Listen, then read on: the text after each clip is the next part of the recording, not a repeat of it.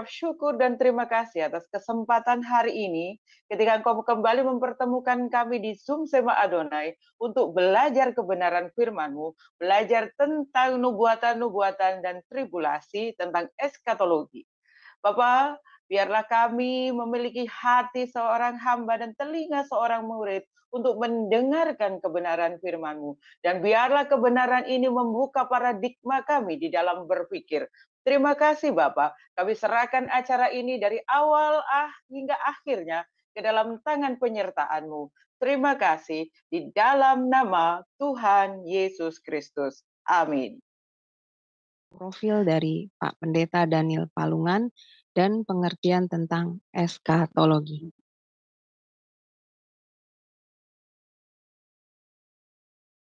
Shalom semua, pada kesempatan kali ini saya ingin memperkenalkan narasumber kita, yakni Bapak Pendeta Daniel Palungan, M.Mis, MTH, D.Min. Beliau melayani di GPI Sola Gracia Ciledug, Tangerang. Beliau adalah dosen pengajar di PPCO Bali, Akom, Indonesia. Sebelum memberikan materinya, beliau akan memberikan sedikit pengenalan tentang apa itu eskatologis. Jadi eskatologi adalah doktrin Alkitab yang mempelajari tentang hal-hal yang akan terjadi pada akhir zaman. Peristiwa-peristiwa yang terjadi sebelum kedatangan Tuhan Yesus dan sesudah kedatangan Yesus yang kedua kali ke atas muka bumi ini. Nah, mengapa pelajaran ini penting? Karena semua doktrin sistematis di dalam Alkitab dan juga doktrin biblikal Alkitab itu sebenarnya bermuara kepada eskatologi ini. Karena akhir zaman atau eskatologi itu merupakan puncak dari semua pelajaran-pelajaran doktrinal di dalam Alkitab. Nah, karena itu maka sangat penting untuk dipelajari, karena dengan demikian kita bisa mengetahui arah gereja yang sesungguhnya, keadaan akhir dari orang-orang percaya yang sesungguhnya. Itu satu. Yang kedua, pelajaran ini sangat penting oleh karena sepanjang sejarah gereja, doktrin ini sangat sering diselewengkan dan mengalami penyelewengan oleh pengajar-pengajar yang memiliki pemahaman yang tidak komprehensif. Ya, karena itu maka saya mencoba untuk membahas doktrin ini secara komprehensif dari perjanjian lama sampai di perjanjian baru, sehingga kita memahami apa yang Alkitab katakan tentang eskatologi ini secara keseluruhan. Nah, saya kira itu yang perlu untuk dipahami. Yang telah menayangkan profil dari Pak Daniel dan pengertian tentang eskatologi. Ternyata pembelajaran tentang eskatologi yang benar itu sangat penting sekali bagi kita anak-anak Tuhan, supaya kita mengerti tujuan akhir dari kehidupan orang percaya, dan juga supaya kita tidak mudah disesatkan oleh pengajar-pengajar yang tidak benar dan tidak sesuai dengan kebenaran firman Tuhan. Baiklah, untuk mempersingkat waktu, maka saya akan serahkan acara ini selanjutnya pada narasumber kita, yaitu Pak Daniel. Silakan Pak. Rekan-rekan sesama pelayan Tuhan yang sangat luar biasa, antusias ya. Puji Tuhan, malam ini kita kembali untuk melanjutkan pelajaran kita tentang akhir zaman, dan secara khusus pada malam ini kita bicara mengenai masa tribulasi bagian kedua. Nah, yang pertama minggu lalu kita sudah bicara apa sih masa tribulasi itu. Nah, saya sedikit karena tadi di pendahuluan itu ditampilkan gambar tentang kuda-kuda. Nah, kapan kuda-kuda itu akan beraksi? Nah, kalau saudara baca di dalam pengertian masa tribulasi itu ada pencurahan pelima ya, zaman pencurahan murka Allah dan hari yang penuh dengan malapetaka. Itu dikatakan di dalam kitab Daniel dan kitab Wahyu. Khusus di dalam kitab Wahyu 9 kali kata pencurahan murka Allah dan 12 kali kata hari penuh dengan malapetaka. Nah, apa isi dari murka Allah itu? Kalau saudara baca di dalam kitab Wahyu, maka itu adalah 7 meterai. Ya, kuda-kuda tadi itu, kuda putih, kuda apa seterusnya itu. Sesudah 7 meterai itu selesai, maka kemudian 7 sangkakala. 7 sangkakala. Lalu sesudah 7 sangkakala selesai, maka diikuti dengan 7 cawan. Jadi semua itu berbicara tentang jenis-jenis penghukuman murka Tuhan yang akan dicurahkan ke atas bumi, seluruh permukaan bumi, atas ketidakpercayaan umat manusia sampai pada saat itu. Nah, jadi Wahyu itu adalah isi dari masa tribulasi, khususnya pasal 6 sampai pasal 19. Nah, ini saya karena bertemu banyak orang berpikir bahwa apa yang diceritakan di dalam kitab Wahyu itu seolah-olah itu hanya merupakan satu semacam cerita anak-anak, ya, cerita-cerita yang non-fiksi begitu. Tetapi saya menegaskan kepada saudara-saudara bahwa apa yang dikisahkan di dalam kitab Wahyu itu adalah peristiwa yang sungguh-sungguh akan terjadi di masa yang akan datang, ya, yang terjadi dalam kurun waktu 7 tahun, ya, 1 kali 7 masa terakhir nubuatan Daniel itu. Nah, jadi itu masa tribulasi, ya. Apa isinya? Saudara baca di dalam kitab Wahyu. Nah, yang berikut adalah proses terjadinya masa tribulasi. Nah, kalau saudara baca di dalam kitab Matius pasal 24, di situ Yesus mengatakan bahwa akan terjadi peperangan bangsa melawan bangsa dan kerajaan melawan kerajaan. Ya. Peperangan macam apa ini? Ini peperangan bukan seperti Ukraina dan Rusia, bukan seperti perang Arab dan perang ya sesama negara-negara Arab. Seringkali pengkhotbah eskatologi di Indonesia itu setiap ada peperangan langsung mereka katakan ini akhir zaman, ya. Padahal saudara kalau kita baca di dalam kitab Perjanjian Lama bahwa peperangan yang dimaksudkan oleh Tuhan Yesus itu bukan sesuatu yang terjadi yang berdiri sendiri, tetapi sesuatu yang berkaitan dengan hal-hal yang lain. Nah, salah satu ini proses terjadinya tribulasi itu, yaitu bangsa Yahudi akan berpulang dari seluruh penjuru bumi. Ini ayat ini kita sering baca, ya. Raja Mesir akan mengambil komando untuk berperang melawan bangsa Israel, tetapi kemudian Mesir tidak berdaya. Lalu kemudian Mesir minta bantuan kepada Rusia atau Liga Arab minta bantuan kepada Rusia dan kemudian berperang melawan Israel. Nah, pada saat itu maka Israel terjepit, tertekan berat sehingga dia harus minta bantuan ke Eropa. Nah, jadi dibawa bantuan Eropa, kemudian Israel jaya mengalahkan Rusia dan negara-negara Arab. Tetapi, saudara, peperangan ini bukan terjadi pada masa tribulasi. Ini peperangan di awal masa tribulasi. Karena itu mengatakan itu baru permulaan, bukan kesusahan itu sendiri. Kalau sudah baca di dalam Matius itu. Karena baru pada saat Eropa itu tadinya bersekutu dengan Israel, tetapi kemudian berpaling dan menjajah Israel, nah baru saat itu terjadi masa tribulasi itu. Ketika Eropa, salah satu negara Eropa dan salah satu rajanya itu menjadi raja yang bengis, baru itu merupakan masa tribulasi itu. Nah, jangka waktu, ya, tribulasi itu jangka waktunya adalah dari penandatanganan perjanjian perlindungan pemimpin Barat Israel sampai Kristus datang menginjakkan kakinya di atas Bukit Zaitun.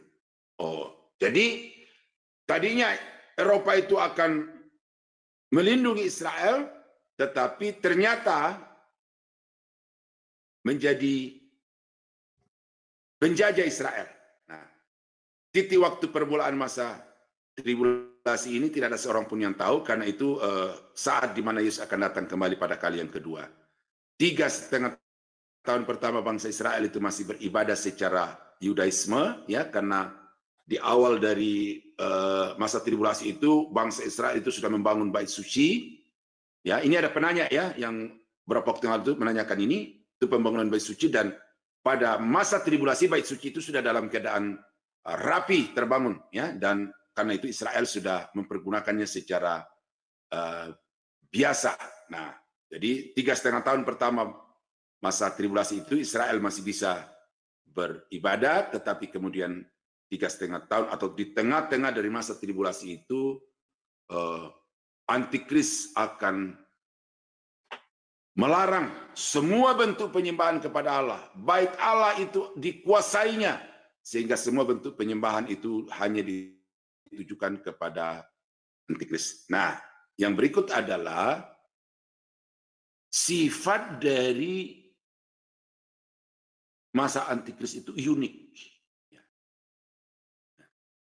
Ya, karena tidak ada satu peristiwa, tidak ada satu kesusahan yang sama seperti itu, baik sebelum maupun sesudahnya. Itu makanya saya sebut unik. Kemudian bersifat universal. Seluruh bumi, permukaan laut, bahkan di udara sekalipun, itu dilanda dengan bencana yang maha dahsyat itu, ya, 7 materai, 7 sangkakala, 7 cawat. Nah, jadi ayat-ayat ini saudara baca ya, karena kalau saya baca satu demi satu ini agak lambat, panjang, jadi karena itu ayat-ayat ini saya harapkan saudara membaca untuk mengkonfirmasi apakah yang saya katakan itu betul atau tidak. Ya. Karena kelalaian dari banyak pendeta-pendeta dan terutama jemaat adalah mereka tidak mau mengkonfirmasi apa yang dikatakan pendeta dari Alkitab. Ya, jadi pokoknya telan aja apa kata pendeta gitu. Pendeta-pendeta juga begitu. Apa yang dikatakan gurunya, apa yang dikatakan pemimpin yang dia idolakan, ya telan bulat gitu. Ya, jadi ayat-ayat yang saya sertakan di dalam kurung ini itu saudara mesti baca ya, karena pada malam ini saya tidak sempat untuk membacakannya satu demi satu. Nah, apa tujuan dari masa tribulasi? Yang pertama adalah mempersiapkan orang Yahudi bagi kedatangan Mesias. Artinya bahwa orang-orang Yahudi itu akan mengalami pertobatan. Ya, baru pada masa tribulasi itu bangsa Yahudi akan bertobat, menerima Yesus, percaya Yesus sebagai Tuhan dan Juru Selamat. Dan ini merupakan kesempatan terakhir. Ya, ini poin 2, merupakan kesempatan terakhir bagi bangsa-bangsa untuk mempercayai Yesus. Ya, karena di dalam Kitab Wahyu sendiri dikatakan bahwa di tengah-tengah masa tribulasi itu Yohanes melihat satu pemandangan begitu banyak orang yang percaya kepada Tuhan yang diselamatkan dari masa tribulasi itu tidak terhitung banyaknya. Ya, jadi ada pertobatan bangsa-bangsa atau kesempatan terakhir diberikan kepada bangsa Israel dan bangsa-bangsa untuk memperoleh keselamatan. Karena nanti pada periode berikutnya yaitu kerajaan mesianik yang kita sudah baca panjang lebar dalam perjanjian lama itu sudah tidak ada lagi kesempatan untuk bertobat. Semuanya hidup secara biasa tetapi tidak ada lagi kesempatan untuk diselamatkan. Nah, yang terjadi adalah Allah mencurahkan murkanya atas ketidakpercayaan dan kejahatan dunia. Ya. Ya. Jadi Tuhan mencurahkan murkanya atas bangsa-bangsa dan seluruh permukaan bumi oleh karena ketidakpercayaan. Nah, itu yang saya sudah sebutkan tadi di dalam Wahyu pasal 6 sampai pasal yang ke-19 itu. Di situ ada berbagai jenis murka Allah. Saya coba baca dulu ini 2 Tesalonika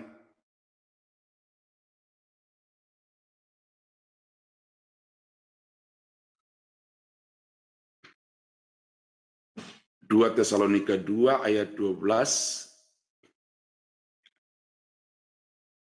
Supaya dihukum semua orang yang tidak percaya akan kebenaran dan yang suka kejahatan. Nah, jadi memang itu merupakan masa penghukuman atas orang-orang yang tidak percaya.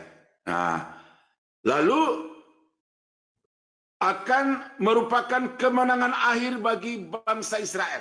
Nah, di akhir dari masa tribulasi itu ada peperangan yang maha dahsyat yang kita kenal secara luas itu sebagai perang Armageddon. Ya, perang Armageddon. Dan itu kalau kita baca di dalam Alkitab, saudara-saudara, bahwa itu ada tentara dari timur yang begitu banyak.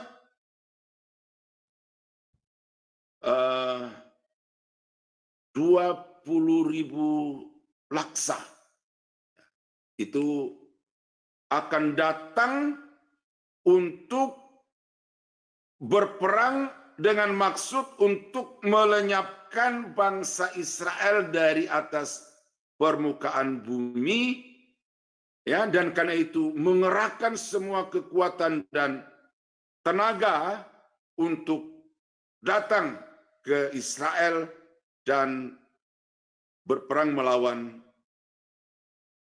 orang Israel. Tetapi kemudian kita baca di dalam kitab Wahyu bahwa mereka tidak bisa mengalahkan Israel, bahkan mereka dimusnahkan oleh karena Tuhan sendiri yang akan melenyapkan mereka dengan api yang keluar dari dalam mulutnya. Ya, jadi itu merupakan kemenangan bagi bangsa Israel. Ya.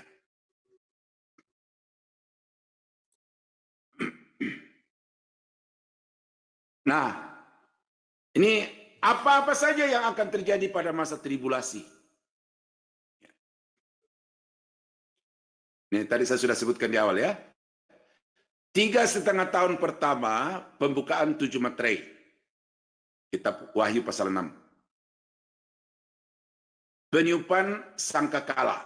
Nah, apa materai atau sangkakala ini, saudara, sebenarnya adalah kode-kode, ya, kode-kode dari setiap bentuk hukuman itu. Ada sebuah dokumen yang dimaterai. Nah, begitu dibukakan materai itu, ternyata di dalamnya adalah berbagai hukuman. Jadi satu materai, satu hukuman. Ya, demikian juga ketika sangkakala ditiup, satu peniupan sangkakala itu satu jenis hukuman. Ya, saudara baca ini di dalam kitab Wahyu mulai pasal 8 sampai pasal 10. Nah, pada masa ini bangsa Israel masih diberi kebebasan oleh antikris untuk beribadah secara Yudaisme di Bait Allah. Itu yang pertama, ya. Nah, lalu yang kedua, pada masa tribulasi itu adalah ada pemateraian 144.000 dari orang-orang Yahudi. Ini terjadi di awal masa tribulasi. Ini diklaim pertama kali oleh saksi Yehova, ya, bahwa nanti yang masuk surga itu adalah sejumlah 144.000 dari penganut saksi Yehova. Tetapi setelah jumlah mereka bertambah-tambah, mereka mencari argumentasi lagi bagaimana untuk membenarkan jumlah mereka makin bertambah itu. Padahal ayat ini, saudara-saudara, berbicara tentang suku-suku bangsa Israel, ya, suku-suku dari bangsa Israel yang percaya kepada Yesus, yang kemudian dimateraikan di awal masa tribulasi itu. Jumlahnya adalah 144.000. Nah, mereka ini nanti yang kemudian di dalam Alkitab itu, kitab Wahyu itu akan bersaksi kepada bangsa-bangsa lain yang juga masuk di dalam masa tribulasi itu. Nah, jadi 144.000 ini adalah orang-orang yang disiapkan Tuhan untuk bersaksi di dalam kerajaan atau pada zaman Antikris itu. Nah, di tengah-tengah dari zaman Antikris itu akan terjadi pembunuhan 2 orang saksi. Ya. Yang kalau kita baca itu adalah 2 orang yang banyak orang mengatakan itu adalah Elia dan Musa, ya, karena dikatakan yang telah menurunkan api dari langit dan yang menurunkan api dari langit dan yang kemudian dikatakan merubah air menjadi darah. Nah, lalu mereka katakan itu adalah Elia dan Musa. Tetapi kalau kita baca di kitab yang lain bahwa Musa itu sudah mati. Ya, dalam Ulangan pasal berapa itu ya? 33 atau 34 itu. Musa sudah mati. Sementara di dalam Ibrani dikatakan bahwa manusia ditetapkan mati untuk 1 kali saja. Tidak ada orang yang mati 2 kali. Jadi mati 1 kali saja dan sesudah itu dihakimi.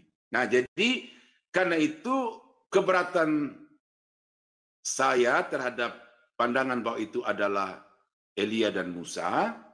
Karena itu, kalau Elia tidak ada masalah, itu adalah Elia. Karena memang dalam Alkitab dikatakan bahwa Elia tidak mati, dia diangkat hidup-hidup ke surga. Ya. Nah, oleh karena itu siapa yang kedua? Menurut saya itu adalah Henokh. Karena dikatakan bahwa Henokh tiba-tiba dia diangkat juga, tiba-tiba dia raib, hilang dari pandangan manusia. Karena dikatakan bahwa Henokh itu adalah seorang yang bergaul dengan Allah, seorang yang hidup benar di hadapan Tuhan. Nah, tetapi dikatakan mengubah air menjadi darah. Nah, itu tenses yang dipakai di dalam kalimat itu bukan kalimat pas ya di dalam tenses kalau bahasa Inggris. Bukan sesuatu yang sudah lalu atau kalau bahasa Yunani-nya kala auris, bukan. Tetapi itu adalah kala kini. Ya, kala kini mereka merubah air menjadi darah. Kala kini. Kini artinya apa? Pada waktu peristiwa itu terjadi, maka orang itu akan mengadakan mujizat dengan air menjadi darah. Nah, sehingga perubahan air menjadi darah itu bukan merupakan trademarknya Musa, ya, tetapi itu adalah mujizat yang bisa saja dilakukan oleh siapapun, tergantung siapa Tuhan mau untuk melakukan mujizat air menjadi darah itu. Oleh karena itu maka saya berkeyakinan bahwa 2 orang saksi itu adalah Elia dan Henokh. Nah, 3,5 tahun yang kedua itu terjadi pencurahan cawan murka Allah. Nah, saudara kalau membaca kitab Wahyu itu intensitas dari murka itu dari yang lemah makin lama makin kuat, akhirnya sampai di masa pencurahan 7 cawan itu kemurkaan Allah itu semakin memuncak. Nah, saudara-saudara, jadi betapa dahsyatnya masa tribulasi itu sehingga ya dikatakan di dalam Alkitab itu orang mau mencari mati tetapi tidak ada kematian bagi mereka. Ya, mereka diizinkan Tuhan untuk mengalami masa yang sukar itu. Nah, ini ada penanya juga minggu sebelumnya itu, siapa peserta di dalam masa tribulasi? Ya, saya memang secara kronologi waktu memang ini harusnya mendahului sebelumnya itu harus ada poin sebelumnya, tetapi saya sengaja angkat ini lebih dulu supaya saudara melihat bahwa kenapa gereja tidak ditemukan di dalam kitab Wahyu pasal 6 sampai pasal 19, ya. Ada maksudnya itu. Nah, jadi peserta pada masa tribulasi adalah bangsa Yahudi. Ya, bangsa Yahudi, karena itu kalau saudara baca di dalam Matius pasal 25, itu di situ bangsa Yahudi dihakimi dengan penghakiman yang khusus. Ya, penghakiman yang khusus, yang diberi talenta, ada yang 5, ada yang 2, ada yang 1, ya. Tetapi kemudian ada yang tidak menjalankan talenta itu. Nah, itu adalah orang-orang Israel yang sudah dikaruniai kepercayaan oleh Tuhan untuk menjadi saksi bagi bangsa-bangsa, tetapi mereka tidak mengembannya dengan baik, dan karena itu mereka diizinkan Tuhan untuk masuk pada masa tribulasi. Nah, jadi bangsa Yahudi adalah pemain utama pada masa tribulasi. Nah, bangsa-bangsa lain. Nah, baca Matius pasal 25, saudara di situ juga akan menemukan penghakiman yang dilakukan oleh Yesus khusus bagi bangsa-bangsa, yang dimana di situ dipisahkan antara domba dan kambing. Domba di sebelah kanan daripada hakim itu, dan kambing di sebelah kiri. Kepada yang di sebelah kanan berkata, apa yang kamu lakukan bagi saudaraku yang paling hina ini, kamu telah melakukannya untuk aku. Ketika aku telanjang, kamu memberi aku pakaian. Ketika aku lapar, kamu beri aku makan. Ketika aku sebagai orang asing, kamu memberi aku tumpangan. Ketika aku dalam penjara, kamu menjenguk aku. Lalu orang-orang yang di sebelah kanan itu berkata, kapan kami melakukan itu bagi Tuhan? Ketika kamu berbuat sesuatu kepada saudaraku yang paling hina ini, kamu telah melakukannya untuk aku. Nah, jadi saudara-saudara, itu khusus penghakiman bagi bangsa-bangsa lain. Ada yang selamat karena menunjukkan imannya dengan bukti perbuatan baiknya kepada orang Israel. Nah, itulah sebabnya di situ perbuatan baik itu diperhitungkan sebagai keselamatan. Itu pada masa tribulasi. Tetapi pada masa anugerah, perbuatan baik sama sekali tidak diperhitungkan. Nah, jadi Matius pasal 25, yang apa yang kamu perbuat bagi saudaraku yang paling hina ini tidak boleh menjadi alasan untuk pergi melakukan bakti sosial dengan harapan untuk mendapatkan keselamatan. Nah, pada masa kini, jangan ya. Karena itu satu konteks khusus bagi bangsa-bangsa yang baru percaya kepada Mesias Allah yang disembah oleh bangsa Israel pada masa tribulasi, dan bukti dari iman mereka itu adalah mereka mempertaruhkan nyawa dengan berbuat baik kepada orang-orang yang sangat dimusuhi oleh antikris, yaitu bangsa Yahudi yang percaya kepada Yesus. Nah, lalu di mana gereja? Nah, ini ada penanya minggu yang lalu atau sebelumnya, itu kapan gereja diangkat? Nah, inilah tujuan saya, kenapa saya munculkan dulu antikris dengan segala macam kesusahannya itu, supaya kita bisa melihat apakah ada gereja atau apakah orang-orang percaya pada masa kini itu mengambil bagian atau mendapat bagian di dalam murka Allah gitu loh. Nah, jadi karena itu ayat ini saya mau supaya kita baca baik-baik ya. Yang di atasnya saudara mesti baca sendiri, tetapi ini menjadi penekanan saya pada malam ini. Di mana gereja ketika terjadi masa tribulasi? Nah, ini 1 Tesalonika 10, atau saya baca mulai dari ayat yang ke-9 supaya kalimatnya lengkap. Ya. Sebab mereka sendiri bercerita tentang kami, bagaimana kamu sambut dan bagaimana kamu berbalik dari berhala-berhala kepada Allah untuk melayani Allah yang hidup dan yang benar, dan untuk menantikan kedatangan anaknya dari surga. Nah, ini eskatologinya di situ. Ya. Ayat 9 itu sudah ditunjukkan oleh orang-orang Tesalonika dalam pelayanan dan sambutan kepada Rasul Paulus dan teman-temannya. Tetapi ayat yang ke-10 eskatologi karena berkaitan dengan kedatangan anak manusia, anak Allah dari surga, yang telah dibangkitkannya dari antara orang mati, yaitu Yesus yang menyelamatkan kita dari murka yang akan datang. Nah, murka yang akan datang itu yaitu tadi, masa tribulasi itu, masa di mana Tuhan mencurahkan murkanya yang 9 kali disebutkan di dalam kitab Wahyu. Gereja diluputkan dari itu, sehingga tidak satu pun murka di dalam kitab Wahyu itu yang kena kepada gereja. Oleh karena apa? Karena gereja diselamatkan oleh Yesus, bukan hanya bebas dari neraka, ya, tetapi juga dari murka yang akan datang. Nah, jadi ini sudah muncul satu ayat yang patut saudara pegang, bahwa gereja tidak masuk pada masa tribulasi. Nah, di dalam pasal 5, ya, 1 Tesalonika 5 ayat yang ke-9. Ya. Karena Allah tidak menetapkan kita untuk ditimpa murka. Tuh.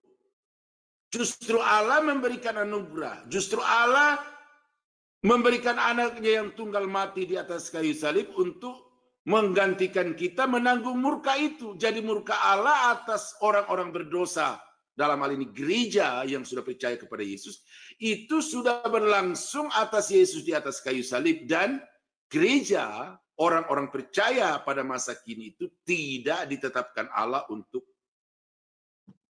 menerima murka, untuk ditimpa murka, tetapi untuk beroleh keselamatan oleh Yesus Kristus Tuhan kita, yang sudah mati untuk kita, supaya entah kita berjaga-jaga, entah kita tidur, kita hidup bersama-sama dengan Dia.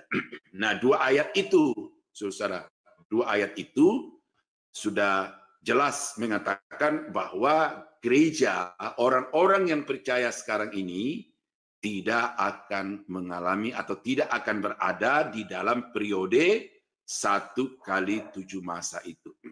Nah, di dalam 2 Tesalonika 2 ayat yang ke-6 dan yang ke-7. Ya.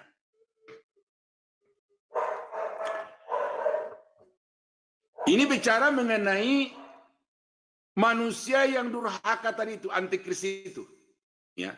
Yang kalau saudara baca di ayat-ayat di atasnya itu. Ya. Tetapi dikatakan bahwa manusia durhaka itu belum dibebaskan untuk bekerja secara leluasa, ya, oleh karena masih ada yang menahan. Nah, itu di dalam ayat yang ke-6 ini. Dan sekarang kamu tahu apa yang menahan dia. Dia di sini menunjuk kepada antikris itu. Sehingga ia baru akan menyatakan diri pada waktu yang telah ditentukan baginya. Karena secara rahasia kedurhakaan telah mulai bekerja, tetapi sekarang masih ada yang menahannya. Kalau yang menahannya itu telah disingkirkan, pada waktu itulah si pendurhaka baru akan menyatakan dirinya.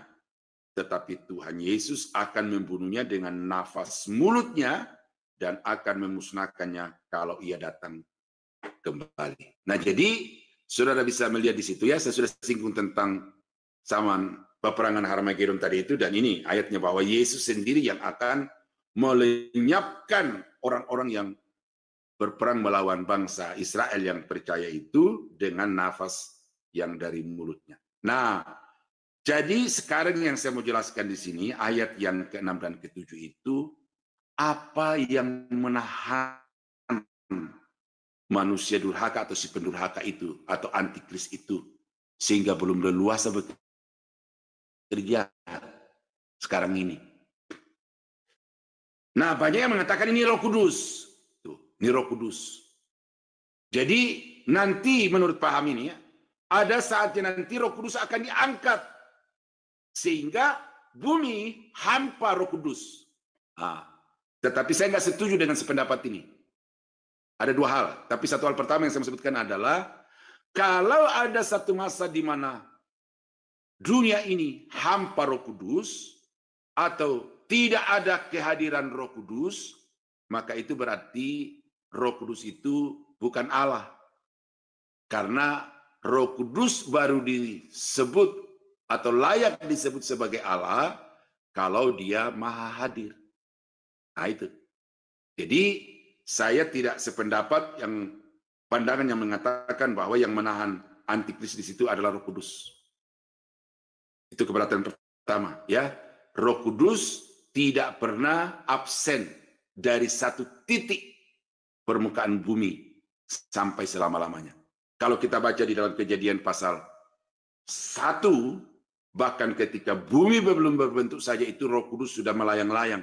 Kehadiran Roh Kudus itu sudah ada di situ. Jadi zaman antikris, Roh Kudus tidak diangkat dari atas muka bumi, tetapi Roh Kudus akan terus beroperasi. Nah, karena itu kalau kita baca bahwa kesaksian dari para orang-orang Yahudi yang dimeteraikan dan 2 saksi serta malaikat itu akan efektif kalau Roh Kudus menggerakkan orang-orang yang mendengarkan kesaksian mereka itu. Jadi kehadiran Roh Kudus pada masa tribulasi itu sangat-sangat nyata karena akan membuat orang-orang menjadi percaya kepada Yesus. Ya, ingat di dalam ayat Alkitab bahwa tidak ada seorang pun yang berseru Yesus Tuhan kalau bukan karena Roh Allah. Nah, jadi itu berlaku sampai pada zaman tribulasi. Nah, keberatan saya yang kedua, konteks ayat ini, perikop ini sama sekali di dalamnya tidak ada nuansa Roh Kudus atau tidak ada satu kata pun tentang Roh Kudus. Nah, kalau begitu siapa yang menahan di sini? Ya, saya baca di dalam ayat 1. Ya, ayat 1 dari 2 Tesalonika 2:1. Tentang kedatangan Tuhan kita Yesus, terhimpunnya kita dengan Dia.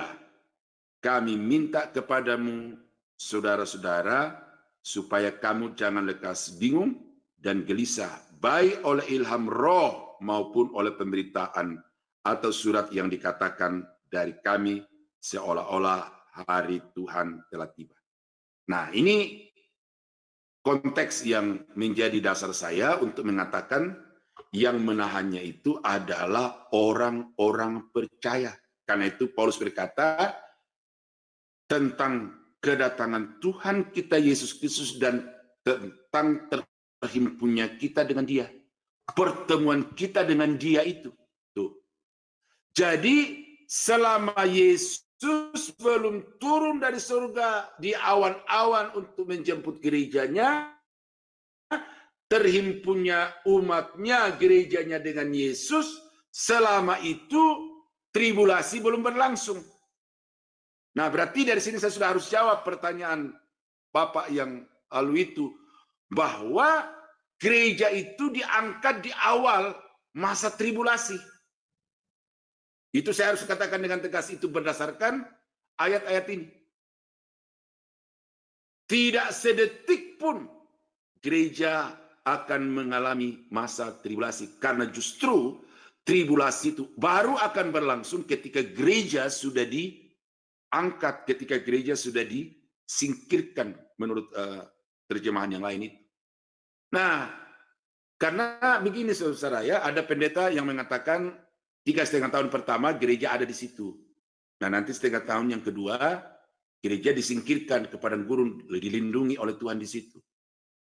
Nah, itu berdasarkan Wahyu pasal 12. Tetapi Wahyu pasal 12 itu bukan bicara tentang gereja, karena perempuan di situ bukan gereja. Tetapi perempuan di dalam Wahyu pasal 12 adalah Israel. Nah, jadi karena itu saudara, maka ini pegang ini, bahwa gereja tidak sedetik pun mengalami masa tribulasi. Ya. Di dalam buku saya yang sedang saya tulis tentang Kingdom to Come, itu saya kutip ada 3 doktor yang menulis bahwa soal kapan gereja diangkat, apakah di awal tribulasi, di tengah-tengah tribulasi, atau di akhir masa tribulasi, itu bagi dia tidak penting, kata dia. Yang penting kita berjaga-jaga. Tetapi saya katakan kepada 3 pendeta, 3 doktor itu pendeta yang kurang data. Ya. Kurang data, dan karena itu mereka mengambil kesimpulan yang asal-asalan. Tetapi saya di sini dengan data 1 Tesalonika 1 ayat 10, 1 Tesalonika 5 ayat 9, dan 2 Tesalonika 2 ayat 6 sampai 8 dan ayat 1 dan 2, jelas bagi saya bahwa gereja diangkat di awal masa tribulasi, atau bukan di awal, sebelum masa tribulasi. Oleh karena itu pandangan amil, postmil itu sudah terbantahkan dengan pandangan premil, bahwa Yesus akan datang di awal kerajaan 1000 tahun. Tetapi di awal 1000 tahun itu masih ada pandangan lain. Apakah pandangan premil pretrib, premil midtrib, atau premil posttrib? Tuh, itu masih ada lagi pandangan-pandangan itu. Nah, penulis buku yang tadi itu tidak memperduli apakah pretrib, midtrib, atau posttrib, ya. Itu bagi dia tidak terlalu dipentingkan. Nah, tetapi saya mengatakan sangat penting. Dan saya katakan di sini, gereja tidak mengalami masa tribulasi. Nah, ya, jadi sudah ada beberapa jawaban pertanyaan yang terjawab maksud saya. Nah, penguasa pada masa tribulasi antikris, tanduk kecil di antara 10 tanduk. Daniel pasal 7 ayat 7, 8, Wahyu pasal 13 ayat 1 sampai 18, yaitu Roma baru. Raja dari kerajaan Roma baru yang akan muncul kembali pada akhir zaman itu. Nah, itu. Nah, sehingga antikris jangan sampai terkecoh dengan apa yang dikatakan di dalam 1 Yohanes 2 ayat 18. Karena ini menjadi dasar dari orang yang mengatakan bahwa tidak ada zaman antikris, karena sekarang ini antikris sudah ada gitu loh. Ya. Tetapi saya mengatakan kepada saudara bahwa di dalam 1 Yohanes 2 itu ada 2 kelompok antikris.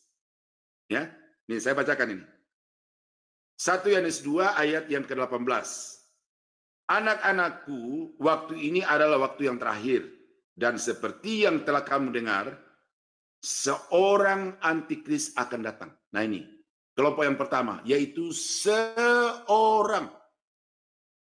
Ya, baru akan. Nah, jadi antikris yang satu orang ini dikatakan dalam ayat ini akan. Nah, kemudian kalimat selanjutnya, sekarang telah bangkit banyak antikris. Ini kelompok yang kedua. Kelompok yang kedua di sini adalah jamak, tidak tunggal. Dia jamak. Banyak antikris, dan itu memang sudah banyak sekarang ini.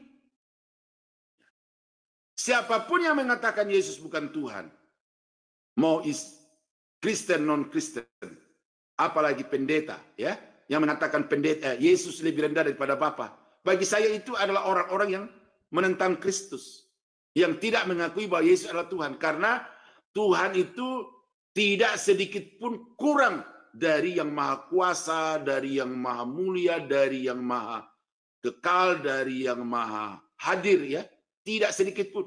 Nah, kalau sudah ada yang lebih tinggi daripada Yesus, berarti otomatis Yesus bukan Tuhan. Nah, pendeta yang mengatakan Yesus lebih rendah daripada Bapa, saya kategorikan itu bagian dari kelompok kedua antikris itu, yaitu antikris yang jamak, dan itu sudah berlaku sekarang. Tetapi antikris yang dimaksudkan di sini adalah antikris yang tunggal. yang nanti di dalam masa tribulasi itu membentuk tribulasi bayangan atau Tritunggal palsu, bukan tribulasi, Tritunggal palsu, ya, yaitu ada raja yang adalah antikris itu dibantu oleh roh-roh jahat, ya, dan kemudian dibantu oleh nabi palsu, ya, nabi palsu, iblis, dan antikris atau raja yang bengis itu menjadi satu kesatuan yang mengendalikan seluruh dunia pada 7 tahun terakhir nubuatan Daniel itu. Nah, jadi sangat berbeda antikris yang sekarang dengan antikris yang akan datang. Nah, jadi pandangan dari orang-orang yang menganut paham postmil dan amil dengan mengatakan ini sekarang sudah banyak antikris, itu menganalisa ayatnya tidak terlalu cermat, ya, karena jelas di dalam ayat 18 ini ada dua kelompok antikris, satu tunggal, satu jamak. Yang tunggal itu masih akan datang, sedangkan yang jamak itu sudah terjadi sekarang ini. Nah, yang kedua yang perlu saudara pikirkan bahwa kalau antikris itu datang, ini akan terjadi ini. Jadi sekarang sama sekali belum ada antikris itu yang dimaksud di dalam kitab Wahyu itu. Karena kalau antikris itu datang, maka dia akan menguasai sistem politik seluruh dunia. One world government. Tidak ada penguasa yang lain selain dia, antikris itu. Nah, itu saudara baca di dalam Wahyu pasal 13 ayat 1 sampai 4. Yang kedua, kalau antikris itu sudah resmi berkuasa atas muka bumi ini, dia menguasai sistem ekonomi dengan PIN 666 itu. Nah, tadi ada kepala kambing, ya, di pendahuluan dari pelajaran ini. Di atasnya tertulis angka 666. Kapan itu efektif? Kan sekarang kan banyak gereja yang ribut, yang heboh ketika implantasi microchip itu. Padahal implantasi microchip ini kan bukan baru kali ini, itu sudah terjadi berkali-kali, dan saya lupa tahun berapa yang terakhir di Indonesia itu. Tapi baru-baru ini berapa, mungkin 2-3 tahun yang lalu atau setahun yang lalu itu. Itu gereja heboh. Dia mengatakan, wah ini antikris punya ini, karena itu jangan sekali-sekali menerima penanaman chip itu ke dalam tubuh saudara. Saya sendiri tidak peduli dengan apa yang dilakukan oleh ahli-ahli teknologi sekarang ini dengan memasukkan data-data pribadi itu ke dalam diri saudara, terlepas bahwa itu adalah data-data yang kemudian bisa mengontrol, memantau saudara di mana saja berada. Tetapi saya hanya menganggap bahwa itu adalah teknologi, ya, itu adalah teknologi yang nanti akan diterapkan pada masa tribulasi, dan itu akan dipakai untuk memberi cap kepada orang-orang yang tidak percaya kepada Yesus itu, ya, angka 666 itu, baik di dahi ataupun di punggung tangannya. Nah, jadi ini akan efektif berlaku pada pertengahan masa tribulasi. Jadi 3,5 tahun yang kedua, ya, 3,5 tahun yang kedua dari 7 tahun itu baru efektif berlaku ini. Tetapi ini baru bisa diberlakukan kalau sudah ada penguasanya. Selama belum ada penguasa tunggal atas seluruh muka bumi, nggak usah saudara bingung dengan implantasi microchip itu. Ya, sebelumnya itu kan barcode, ya kan? Gereja juga ribut itu era-era tahun berapa itu ya, 90 itu apa? Barcode itu muncul. Semua orang, pokoknya gereja jangan mau pakai itu, jangan mau belanja barang-barang yang ada barcode-nya itu. Itu semua adalah barang-barang antikris. Muncul komputer lagi, wah itu. Jadi banyak orang-orang yang terlalu gampang untuk menarik satu kesimpulan berdasarkan dengan satu indikasi. Padahal dari banyak indikasi-indikasi atau parameter-parameter di dalam nubuatan itu harus dipadukan menjadi satu, baru kita bisa mengambil kesimpulan. Nah, oleh karena itu saudara-saudara, saya harap sesudah saudara mengikuti pelajaran ini, jangan lagi bingung tentang angka 66 itu. Jangan lagi takut untuk belanja di mana saja, karena sekarang antikris itu belum punya kedaulatan atas muka bumi ini. Ya. Lalu menguasai sistem agama. Ya. Penyembahan-penyembahan palsu, ya, dikatakan di dalam Wahyu Daniel pasal 9:27 itu, di tengah-tengah daripada masa itu iblis akan menduduki, akan masuk di dalam bait Allah dan melarang orang untuk beribadah kepada Allah. Ya, coba saya bacakan ini, 2 ayat ini. Matius pasal 24 ayat yang ke-15. Ya. Jadi apabila kamu melihat pembinasa keji berdiri di tempat kudus, tuh, menurut firman yang disampaikan oleh Nabi Daniel. Nah ini, jadi Nabi Daniel ini dikutip oleh Tuhan Yesus ini. Ya. Jangan kamu bingung. Maka orang-orang yang di Yudea harus melarikan diri. Ini, jadi sudah berbicara tentang situasi pada masa tribulasi. Nah, dikatakan di dalam 1 Tesalonika 2 yang kita sudah baca beberapa ayat tadi itu, ayat 4 dikatakan begini. Ya. Sebaliknya, karena Allah telah menganggap kami layak untuk mempercayakan Injil kepada kami, karena itulah kami berbicara bukan untuk menyukakan manusia, tetapi bukan 1 Tesalonika, 2 Tesalonika 2 kayak. Saya salah tulis ini.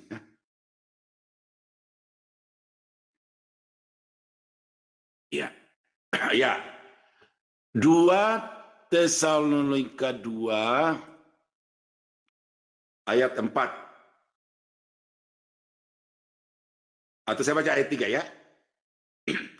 Janganlah kamu memberi dirimu disesatkan orang dengan cara yang bagaimanapun juga, sebab sebelum hari itu haruslah datang dahulu murtad dan haruslah dinyatakan dahulu manusia durhaka yang harus binasa, yaitu lawan yang meninggikan diri, ayat 4 ya, di atas segala yang disebut atau yang disembah sebagai Allah.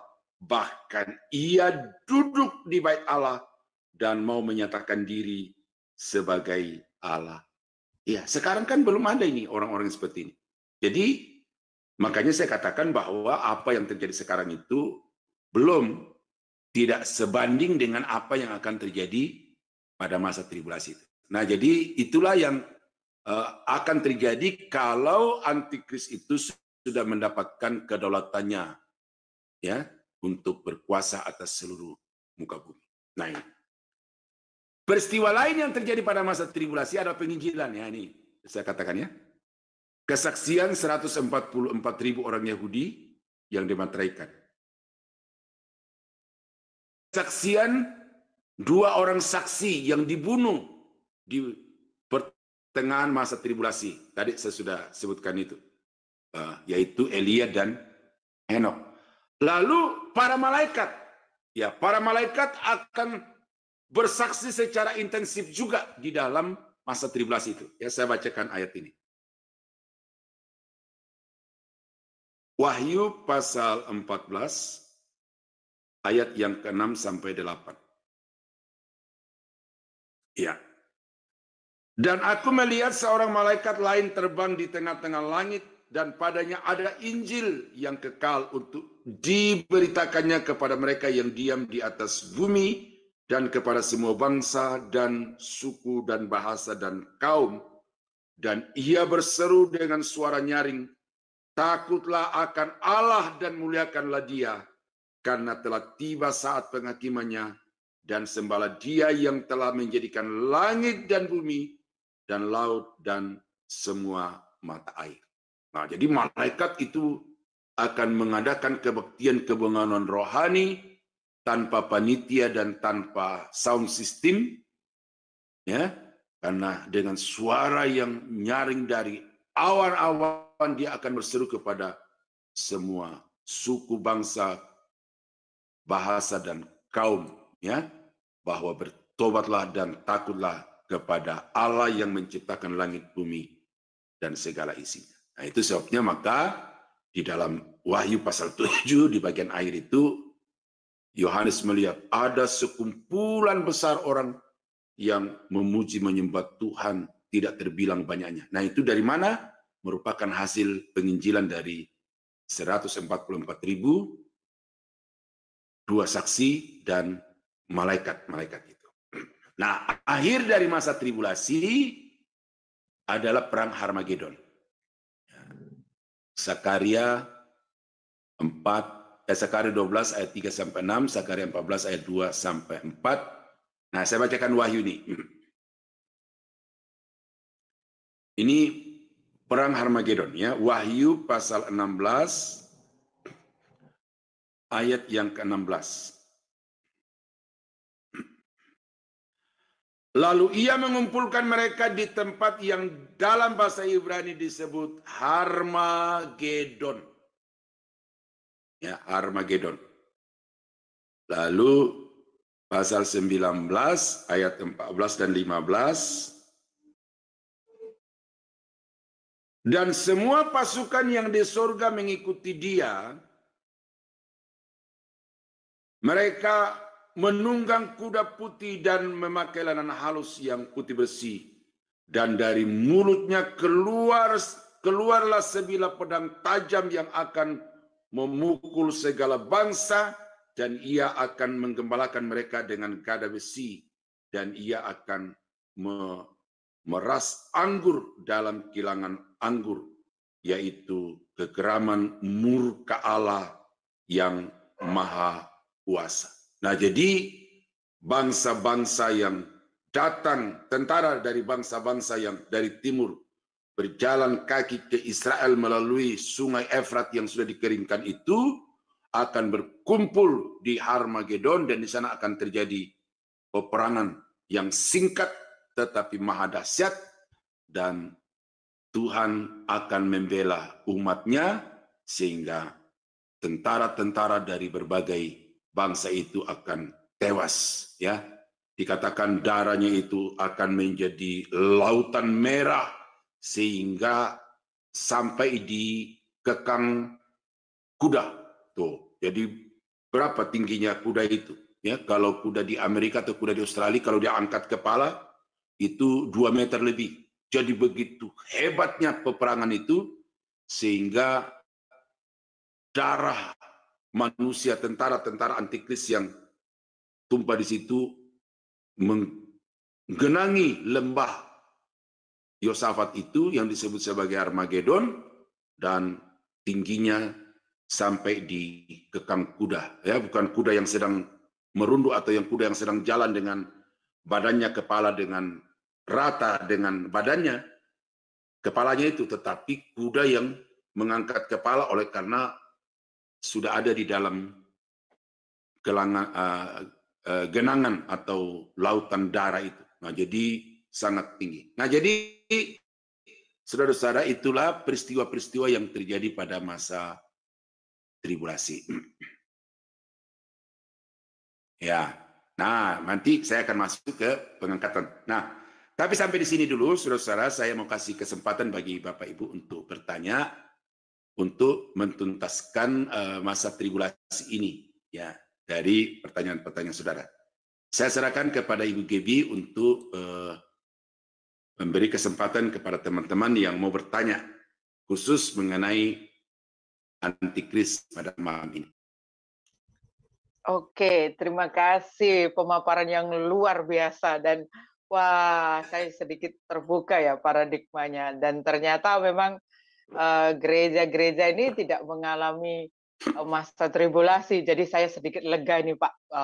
Ya, saya berdoa semoga kita semua adalah termasuk orang yang terrapture pertama ya Pak ya, dan kita menyongsong Tuhan Yesus di awan-awan. Iya, jangan semoga Ibu ya, jangan semoga. Jadi karena ayat Alkitab itu ya, jangan dikurangi ya. Jadi itu pasti. Gereja-gereja kan terangkat nih Pak, rapture sebelum tribulasi. Terus bagaimana dengan gereja-gereja yang pengajarannya agak melenceng gitu Pak? Nah, bisik-bisik nih Pak, biar gak terdengar. Bagaimana dengan mereka? Apakah mereka itu ikut rapture atau masuk ke tribulasi nih Pak? Ya, gitu Pak. Oke, saudara-saudara. Jadi pengertian gereja dalam konteks eskatologi itu jangan saudara pahami dengan denominasi organisasi gereja. Ya, jangan. Ini kekeliruan kalau saudara maknai gereja dalam konteks eskatologi itu dengan paham denominasi. Sehingga gereja Pantekosta diangkat, gereja Katolik enggak, gereja Protestan diangkat, gereja Pantekosta enggak. Bukan itu. Tetapi yang dengan gereja dalam hal ini adalah orang-orang yang sungguh-sungguh telah mengalami keselamatan secara pribadi dalam hidupnya itu. Tidak pandang denominasi, tidak pandang suku, tidak pandang apa. Jadi orang-orang yang sungguh-sungguh telah bertemu secara pribadi dengan Yesus. Ya, itu kalau di dalam buku saya yang sedang diperkatakan ini, itu ada itu, orang selamat itu percaya. Percaya itu apa sih, ya kan? Nah, percaya itu ada banyak aspeknya. Ya, di dalam buku saya itu ada 9 aspek iman itu. Jadi, baru dikatakan orang itu memiliki iman kalau 9 itu ada di dalamnya. Mulai dari dia bertobat sampai kepada dia setia. Nah, itu saya bentuk lingkaran itu di dalam PPT saya itu, setiap lingkaran itu ada poin-poinnya di situ, 9. Nah, jadi yang dimaksud gereja di sini adalah orang-orang yang percaya kepada Yesus. Bukan lagi HKBP, GKI, GPIB, bukan lagi itu ya. Jadi yang dimaksud di sini adalah orang-orang yang sungguh-sungguh telah dimateraikan oleh Roh Kudus. Saya kira itu Bu Gebi. Jadi jelas. Jadi sehingga nanti akan orang yang beragama Kristen masuk di dalam masa tribulasi itu. Tetapi orang Kristen yang belum dimateraikan oleh Roh Kudus. Orang Kristen yang tidak mengalami perjumpaan pribadi dengan Yesus. Nah, masuk di dalam masa tribulasi itu dikategorikan sebagai bangsa-bangsa. Ya, bangsa-bangsa. Kan tadi kan ada bangsa Yahudi, ada bangsa-bangsa gitu. Nah, jadi di situ nanti ada bangsa Batak, ada bangsa Papua, ada bangsa Timur, ada bangsa Jawa.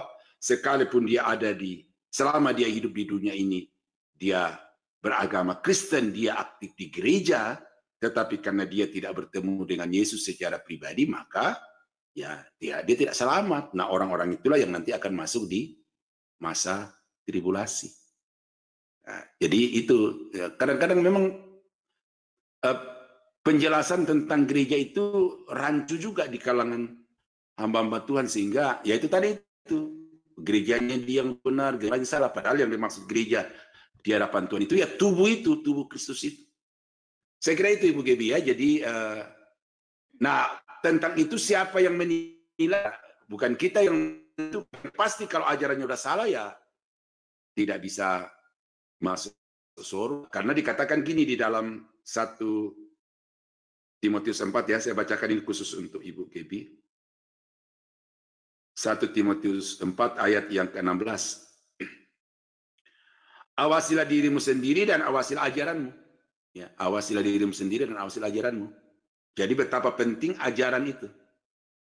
Nah, betapa penting juga untuk menjaga kualitas kerohanian seorang hamba Tuhan. Jagalah dirimu itu. Nah, itu ayat 12 di atas tuh. Ya, jangan seorang pun mengaku rendah karena engkau muda, tetapi jadilah teladan dalam nenek. Nah, itu dijaga, pertahankan kualitas. Nah, kemudian yang kedua, dalam kapasitasnya sebagai hamba Tuhan, Timotius dinasihati Paulus, awasilah ajaran. Mengapa? Bertekunlah dalam semuanya itu, karena dengan berbuat demikian, kau akan menyelamatkan dirimu dan semua orang yang mendengar engkau. Nah, makanya selalu saya bilang saudara ya, ketika saya mengajarkan di mana saya mengajar dengan antusias, dengan penekanan emosi yang agak berbeda, karena betapa tanggung jawab seorang pendeta di atas mimbar itu. Ajarannya itu menentukan orang masuk surga atau masuk neraka. Karena itu awasilah ajaranmu, supaya ajaranmu itu benar-benar alkitabiah. Saya melarang kepada murid-murid saya, ya, kalau saya mengajar murid itu, kalau khotbah di atas mimbar jangan cerita banyak tentang dirimu, tetapi eksposisi ayat-ayat Alkitab itu secara bertanggung jawab. Makanya nanti kalau saudara bertemu orang berdiskusi tentang pokok ini, jangan saudara mengatakan, oh Pak Daniel mengatakan gereja diangkat di awal tribulasi. Jangan bilang Pak Daniel, tetapi ayat-ayat yang saya tampilkan di itu saudara mesti baca ulang itu, dalami ayat-ayat itu. untuk membuktikan apakah yang saya katakan kepada saudara ini Alkitab atau tidak. Tetapi saya yakin, karena saya gumuli ayat ini sudah bertahun-tahun, mengajarkan mata kuliah bertahun-tahun, maka ayat-ayat dalam Alkitab itu, yang saya tampilkan itu, tidak bisa dibantah oleh siapapun. Nah, jadi saya kira itu begitu ya. Jadi hanya terbagi di dalam dua kelompok nanti. Orang-orang yang sungguh-sungguh percaya kepada Yesus itu yang disebut gereja, dan orang yang sekedar beragama, sekedar melayani, yaitu yang akan disebut sebagai bangsa-bangsa yang akan masuk di dalam masa tribulasi. Ya. Oke Pak, terima kasih. Jadi secara generalnya ini sangat personal ya Pak. Sangat Jadi personal. iya. Terus jadi secara generalnya memang yang akan terangkat pada rapture itu adalah orang-orang yang benar terpanggil, terpilih, dan setia sampai pengakhirannya. Demikian Pak ya? Iya. Oke, terima kasih Pak penjelasannya. Jadi saya juga agak confused. Gimana nih dengan pengajaran begitu? Oke, terima kasih atas pencerahannya Pak. Sudah ada yang raise hand ini Pak, itu Ibu Rasel Asad. Dipersilakan Ibu Rasel untuk tanya kepada narasumber kita. Silakan Bu.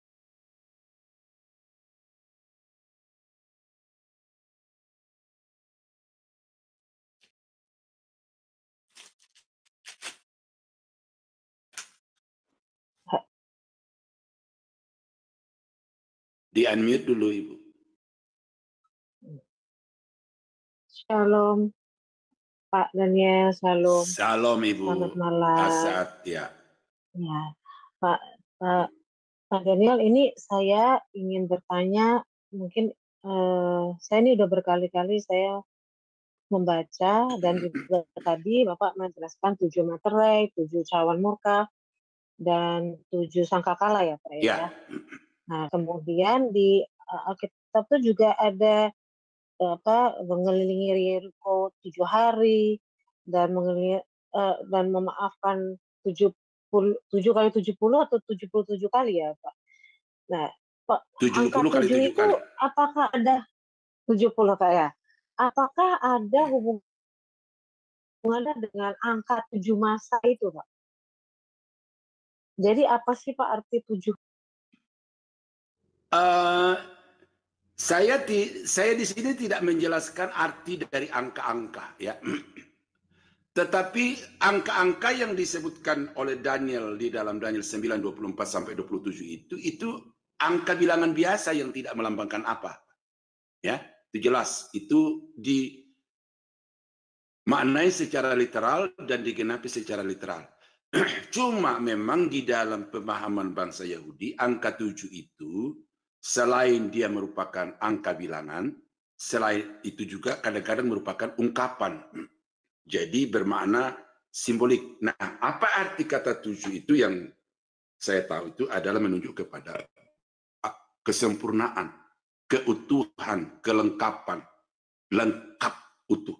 Nah, sehingga Ibu membawa kepada konteks yang berbeda, 70 kali 7 ya. Bukan saja 7 kali 7 orang mengampuni, tetapi Yesus berkata 70 kali 7. Artinya apa? Kalau mengampuni orang itu, ampuni secara tuntas, sempurna. Bukan datang berdosa 1 kali datang, 2 kali datang, sampai 490 kali. Bukan itu kalau mau dibilang. Tetapi sekali memberi pengampunan, tetapi memberi pengampunan secara tuntas, secara tulus, secara ikhlas, dan tidak ada yang tersisa. Nah, itu namanya 70 kali 7 itu. Nah, jadi saya maknai seperti itu, Bu. Dan itu banyak pengkhotbah-pengkhotbah yang saya dengar ya begitu pemahamannya. Karena kalau angka itu kita mau jadikan sebagai angka bilangan biasa ya agak susah juga. Ada orang yang bersalah sampai 490 kali dalam 1 hari ya kan. Nah, jadi karena itu maka angka itu sebagai angka ungkapan yang mengungkapkan sesuatu yang utuh, yang lengkap, yang sempurna. Nah, jadi kalau Ibu mengampuni tetangga, ya ampuni dengan sempurna. Mengampuni suami, ampuni dengan sempurna. Jangan diungkit-ungkit lagi kalau memang sudah diampuni. Nah, saya kira itu pertanyaannya. Nah, sehingga angka 7 di dalam kitab Wahyu itu bilangan. Itu bilangan. Jadi memang ada 7 materai yang di dalam katakanlah amplop yang di materai itu di dalamnya ada kertas yang di atasnya tertulis tentang penghukuman apa. Materi yang pertama dibuka, oh ini berbicara tentang kuda putih yang datang ditunggangi dengan orang yang melakukan penyesatan di mana-mana. Nah gitu. Jadi angka 7 materi, 7 sangkakala dan 7 cawan itu bilangan. Jadi memang ada 7 kali itu. Tetapi materi yang ke-7 itu sebenarnya merupakan daftar dari 7 sangkakala. Sangkakala yang ke-7 merupakan daftar dari 7 cawan. Jadi 21 kurang 2. Nah, jadi 21 kurang 2 berarti ada 19 jenis penghukuman yang akan ditumpahkan Tuhan sebagai murkanya atas seluruh muka bumi selama 1 kali 7 masa itu. Nah, itu jadi 1 kali 7 masa itu bukan simbol bilangan, bukan ungkapan bilangan, tetapi itu ya angka yang literal, ya 1 kali 7 tahun, ya 1 kali 7 tahun. Jadi 7 tahun. Gitu. Sehingga masa antikris itu bukan seperti juga yang seringkali dengar 3,5 tahun, tetapi 7 tahun dibagi 2. Dan dibagi 2 itu berdempetan, bukan terpisah seperti ada buku yang mengatakan 3,5 tahun yang pertama terjadi pada pelayanan Yesus, masa pelayanan Yesus yang 3,5 tahun, lalu nanti tinggal 3,5 tahun yang kedua. Itu salah juga. Yang benar adalah 3,5 tahun 2 kali, tetapi berdempetan langsung, tidak ada jarak yang memisah-misahkan. Nah, karena itu angka 7 di situ adalah angka bilangan, Ibu. Saya kira itu, Bu Rahel, ya. Jadi angka itu tidak menunjuk kepada bilangan, ya. Ya, mengelilingi kota Yeriko itu ya 1 kali 1 hari, tapi pada hari yang ke-7 7 kali. Nah, menurut saya itu juga ya, karena kota Yeriko pada waktu itu kan tidak sebesar Jakarta. Kalau sebesar Jakarta kita kelilingi mungkin 1 hari 1 kali cukup mampu, tetapi kalau 7 kali, tetapi Yeriko kan kecil, ya. Jadi bisa saja dalam 1 hari itu bisa dikelilingi 7 kali. Nah, saya kira itu, Ibu Rahel, ya. Jadi jangan semua angka itu ditafsirkan, nanti muncul. Nah, nanti kita akan berdebat banyak di 1000 tahun itu, di situ, karena 1000 itu ditafsirkan secara alegori oleh banyak pengajar-pengajar doktrin eskatologi, ya. Saya kira itu, Ibu. Ya, terima kasih pertanyaannya. Oke, terima kasih Bu Rasel yang sudah bertanya, tapi sempat tergelitik juga loh Pak. Terima kasih ya pencerahannya. Saya berpikir dulu 70 kali 7 kali pengampunan itu 490 ya. Saya pikir kapan marahnya ya kalau nunggu 490 kali mengampuni gitu. Tapi luar biasa ternyata forgive and forget gitu ya Pak ya. Ya, forgive and forget. Tuntas ya. Oke, terima kasih sudah ada penanya. Wah, antusias sekali Bapak Ibu Saudara. Ada Pak Denny Logito. Silakan Pak Denny untuk bertanya kepada narasumber kita. Sebentar saya unmute dulu. Oke, silakan Pak unmute. Ya, malam Pak Daniel. Selamat malam Pak Logito. Ya, maaf kalau tadi saya tidak salah dengar, Bapak mengatakan bahwa Yesus mengambil ayat dari Daniel. Apa yang dimaksud dengan itu, Pak? Daniel itu? Iya. Iya, yang itu bahwa ya, contoh ayat dari Daniel, Pak. Iya. Ada kan saya sebutkan saya lampirkan ayatnya kan, Daniel 9 ayat 27 dikutip lagi oleh Daniel 24 ayat berapa tadi itu biasa saya slide-nya saya lupa. Sebentar Pak. Daniel. Tunggu dulu. Matius 24. Ayat berapa ya tadi itu ya? Saya lupa ayat itu. 24 Bentar. Saya buka dulu. Saya tandai lo tadi.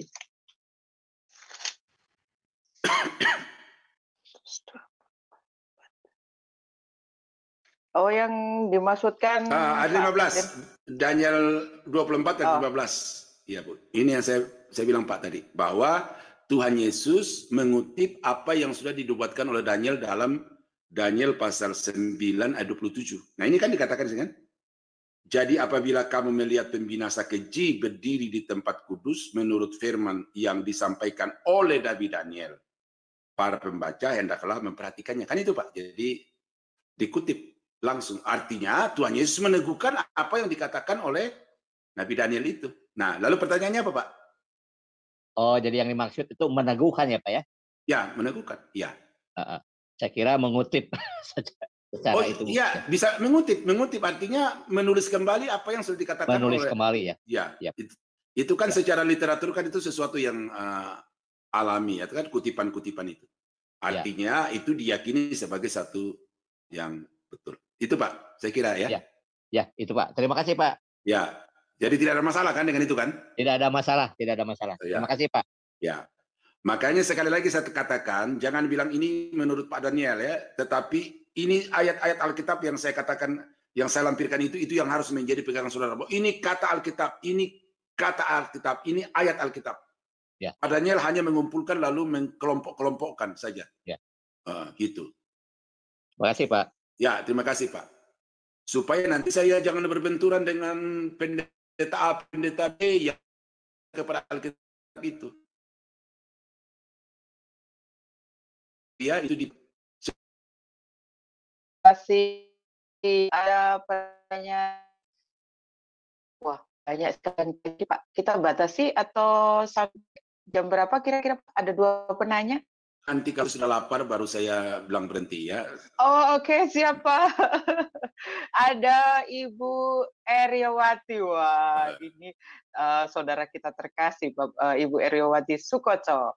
Silakan Bu Eryawati. Iya.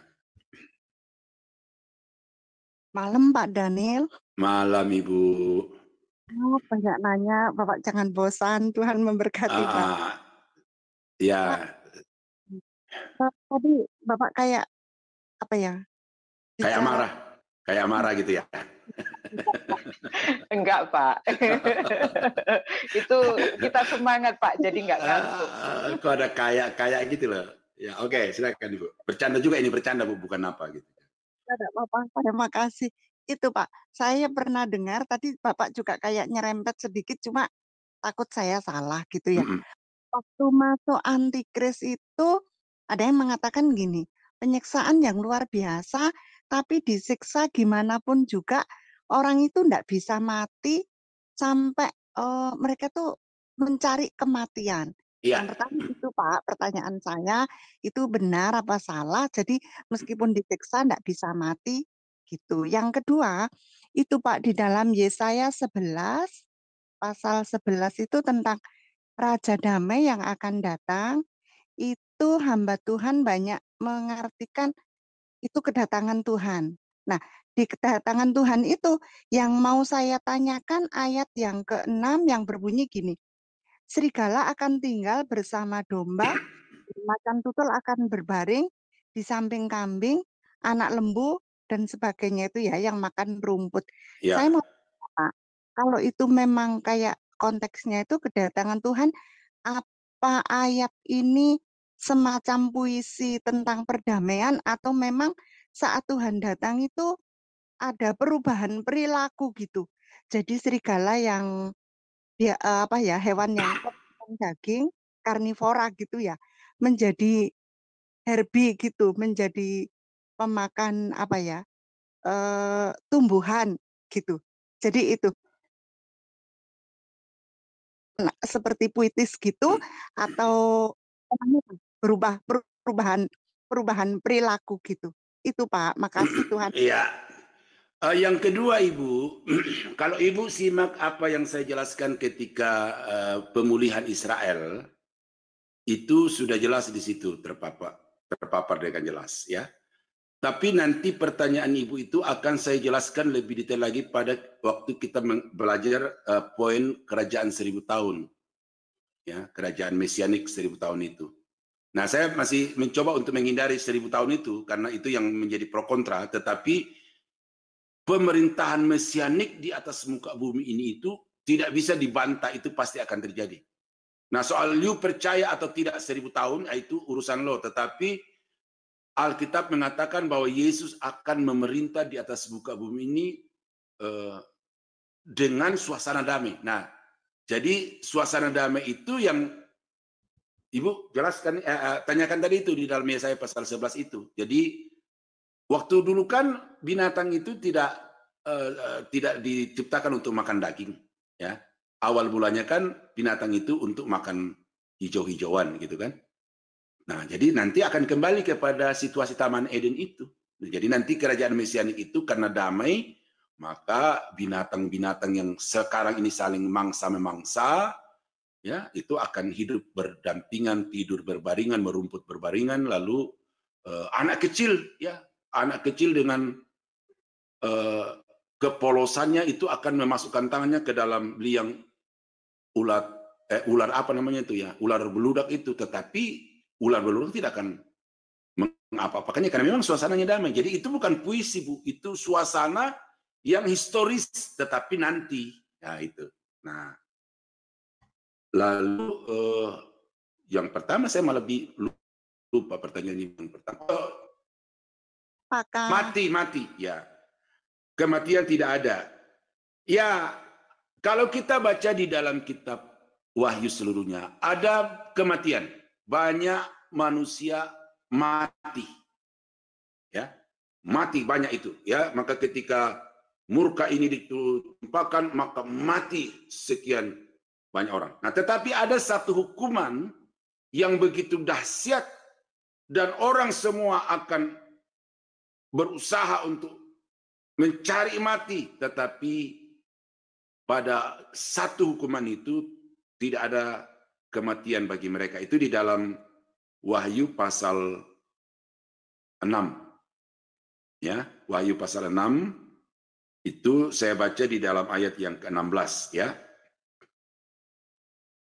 Dan mereka berkata kepada gunung-gunung dan kepada batu-batu karang itu, runtuhlah menimpa kami dan sembunyikanlah kami terhadap Dia yang duduk di atas takhta dan terhadap murka anak domba itu.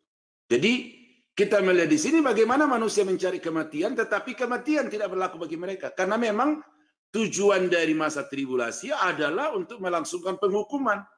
Dan ada orang-orang yang dibiarkan hidup untuk menyaksikan penghukuman itu dan mengalaminya secara langsung. Jadi ada yang mati secara langsung, tetapi ada jenis penghukuman yang tidak ada kematian, ya. Menyiksa begitu luar biasa sehingga orang mengatakan mati lebih baik daripada hidup, tetapi pada saat mereka mencari kematian itu tidak ada kematian. Nah, itu ada satu jenis hukuman itu. Cuma saya lupa ini materi yang keberapa, ya, karena Wahyu pasal 6 itu masih berbicara tentang materi-materi itu. Nah, jadi ada kematian, tetapi ada satu jenis penghukuman yang begitu dahsyatnya, tetapi tidak ada kematian. Orang ingin mati tetapi tidak ada kematian. Namun, ya, saya sudah katakan tadi, materi itu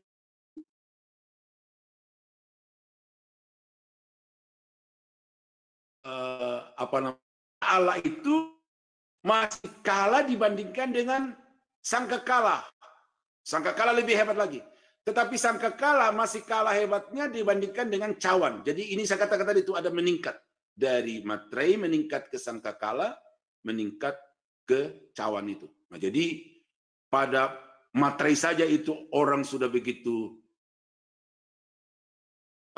susah begitu menderita karena ingin mencari mati saja, tetapi ya tidak mati, dan itu masih kalah dibandingkan nanti dengan sangkakala dan cawan. Nah, jadi tetap ada orang mati, Bu, ya. Di dalam masa tribulasi itu ada. Karena itu nanti kalau kita bicara tentang kebangkitan-kebangkitan, nanti salah satu kebangkitan itu adalah di kebangkitan di akhir masa tribulasi. Ada, nanti itu. Pertanyaan Ibu belum tuntas sampai di sini, tetapi akan terjawab dengan satu poin dari materi ini, yaitu kebangkitan orang mati. Nah, jangan sampai Ibu absen, karena nanti Ibu akan lebih clear nanti di kebangkitan-kebangkitan itu. Dan juga di kerajaan 1000 tahun. Oke, saya kira itu untuk Ibu Sukojo. Masih ada? Oke, apakah sudah jelas Ibu Eriowati?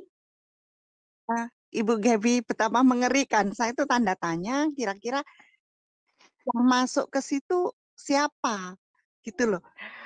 Ya, yang jelas bukan kita. Kalau kita adalah orang yang terpanggil dan terpilih dan setia sampai pengakhiran, kita percaya kita akan di-rapture meskipun kita sudah mati ya, sudah meninggal ketika hal itu terjadi. Dan percayalah ketika rapture itu kan kita terangkat nih ke surga bersama Tuhan Yesus, bersama orang yang hidup di rapture pertama. Dan kita yakinkan itu saja, Bu. Seperti kata Pak Daniel tadi, pastikan yang itu. Supaya kita tidak masuk zaman tribulasi. Ya, betul kan Pak? Begini, maksudnya begini, yang masuk itu, katakanlah gini, seandainya sore ini Tuhan datang, ya kan? Ya, seandainya sore ini permulaan masa tribulasi sore ini, malam ini, saudara masih hidup, ya kan? Nah, yang mati dari Adam sampai pada detik sore ini, dan itu mati di dalam Yesus Kristus, kata Tesalonika, itu akan dibangkitkan sore ini. Karena malam ini akan berlangsung masa tribulasi, ya kan? Ini andai ya, andai kata. Nah, saudara yang masih hidup, termasuk saudara yang sedang duduk dalam kelas ini, karena saudara sungguh-sungguh percaya kepada Yesus, itu akan dirubahkan dalam sekejap mata, baru bersama-sama dengan orang yang bangkit tadi itu diangkat ke awan-awan. Nah, jadi Ibu Erowati tadi rupanya belum menyimak tentang peristiwa-peristiwa pada masa tribulasi itu. Peserta-peserta pada masa tribulasi tadi itu kan. Nah, di situ jelas bahwa di mana gereja, saya sudah katakan gereja tidak ada di situ, karena ada berapa ayat tadi, ada 3 ayat tadi, 3 bagian Alkitab tadi minimal tadi itu. Nah, jadi kalau seandainya sekarang itu Yesus datang dan malam ini juga merupakan permulaan masa tribulasi, berarti ya saudara dirubahkan malam ini lalu diangkat ke surga, awan-awan. Lalu kemudian berlangsunglah masa tribulasi. Tetapi siapa di dalam kelas ini yang belum sungguh-sungguh bertemu dengan Yesus, ya berarti dia tidak dirubahkan. Nah, dia itulah yang akan masuk hidup-hidup ke dalam masa tribulasi itu. Nah, kalau Ibu tanya siapa? Ya orang-orang yang tidak percaya dengan sungguh-sungguh kepada Tuhan Yesus. Nah itu. Walaupun dia gereja, walaupun dia majelis, bahkan pendeta, ya masuk ke sana. Karena yang menentukan diangkat itu bukan gelarnya, bukan agamanya, tetapi kepastian keselamatannya dengan bertemu secara pribadi dengan Yesus. Saya kira itu Bu Gebi ya. Jelas ya, orang yang masuk masa tribulasi itu udah jelas tadi. Ya, siap, slide di atasnya siap. itu Bu. Ya. Oke, siap Pak. Ada satu lagi penanya Pak. Oke, terakhir. Apakah ini terakhir ya? Oke ya. Pak, terima kasih. Ada Ibu Evi. Oke, silakan Ibu Evi. Ya, selamat malam Pak dosen. Selamat malam Pak Daniel. Iya. Saya cuma penasaran sedikit aja. Ini kan dari tadi soal masa tribulasi yang masuk ini kita yang terpanggil, terpilih dan sebagainya. Dalam konteks berarti kita nih yang anak-anak Tuhan. Terus saya cuma penasaran Pak, gimana orang-orang yang tidak kenal Tuhan ya? Apakah masih akhirnya kan mereka tidak akan masuk masa tribulasi? Dan apakah ada kesempatan untuk diselamatkan juga untuk orang-orang yang tidak kenal Tuhan? Terbalik ya Ibu ya. Kalau saya nggak salah dengar ya, yang masuk bukan kita nggak masuk ya. Dalam arti kita di sini adalah gereja, ya gereja ya. Jadi gereja yang kan? Ya gereja tidak masuk. Terus? Iya, saya salah. Maksudnya emang yang dari tadi kan kita ngomong kan yang terangkat ini kan dalam konteks Kristen gitu ya, yang adalah anak Tuhan, yang terpanggil dan terpilih. Terus bagaimana yang tidak kenal Tuhan itu loh Pak? Apakah ada kesempatan untuk selamat di masa tribulasi? Ya. Kasihan. Sudah tadi, saya sudah bahas tadi di atas. Apa Ibu terlambat masuk ya? Saya sudah sebutkan tadi di atas. Tadi. Ada 3 kelompok. Saya tadi di jalan Pak. Oh ya. Ada 3 kelompok saksi. Pertama adalah 144.000 bangsa Yahudi yang dimateraikan, itu akan bersaksi di dalam masa tribulasi. Lalu ada 2 orang saksi yang mati pada pertengahan masa tribulasi, yaitu Elia dan Henok. Lalu malaikat sendiri di dalam Wahyu pasal 14 itu akan berteriak dari surga ke atas seluruh bumi kepada semua suku, bangsa, kaum, dan bahasa. Bertobatlah, takutlah akan Dia, sembahlah Dia yang menciptakan langit. Sehingga pada masa tribulasi itu ada begitu banyak orang yang diselamatkan. Makanya di dalam Wahyu pasal 7, itu Yohanes melihat di akhir dari masa tribulasi itu ada sekumpulan orang yang tidak terbilang banyaknya. Mungkin ini saya baca ini supaya Coba saudara-saudara bantu saya cari ayatnya, karena saya tidak hafal ayatnya. Wahyu pasal 7 yang orang yang tidak terbilang banyaknya itu di